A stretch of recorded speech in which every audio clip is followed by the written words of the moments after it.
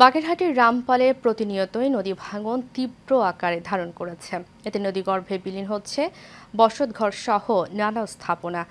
অব্যাহত ভাঙনের ঝুঁকিতে রয়েছে বিস্তীর্ণ ফসলি জমি। জনপ্রতিনিধি কেউ খোঁজ না রাখায় ক্ষোভ প্রকাশ করেছেন ভুক্তভোগীরা। নদী ভাঙন ঠেকাতে স্থানীয় বাঁধ নির্মাণের জোর দাবি এলাকাবাসীর। রামপাল থেকে সহকর্মী সুজন মজুমদারের প্রতিবেদনে বিস্তারিত জানাচ্ছেন আরফি ইসলাম হিমু। বাগেরহাটের রামপাল মোংলা ঘষিয়াখালী চ্যানেল অপরিকল্পিতভাবে খনন করায় নদী ভাঙন তীব্র আকার ধারণ করেছে। রামপাল উপজেলার হুরকা ইউনিয়নের গোল্লারডাঙ্গি গ্রামে ব্যাপক ভাঙনের কবলে পড়েছে পুরো গ্রাম।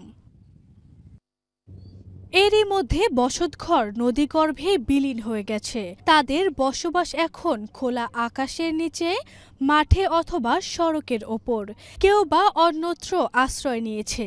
এছাড়াও একটি মন্দির, পাকা সড়ক ও ফসলি জমি ভাঙনের কবলে।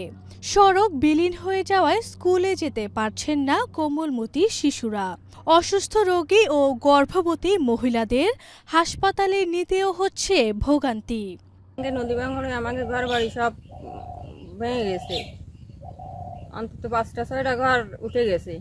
আমরা রাস্তার পাশে, আমাকেও হয়তো এই 2-4 দিনের মধ্যে উঠে যেতে হবে।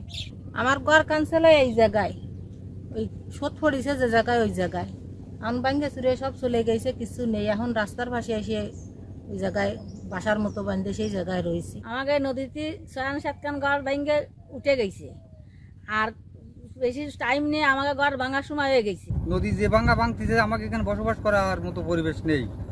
ভাঙিয়ে আমাকে বাস্তবিকতায় চলে যাচ্ছে নদীতে। তবে ভাঙন রোধে গতানুগতিক ব্যবস্থা নেওয়ার আশ্বাস পানি উন্নয়ন বোর্ডের এই কর্মকর্তার।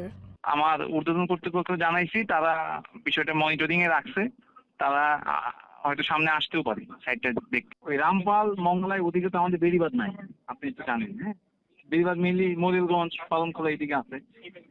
যেখানে বেড়িবাঁধ নাই সেখানে আমাদের আসলে কাজ করার ভাবে এখতিয়ারও নাই।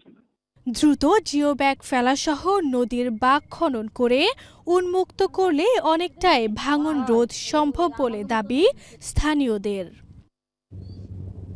আরভি ইসলাম হিমু, এশিয়ান টেলিভিশন।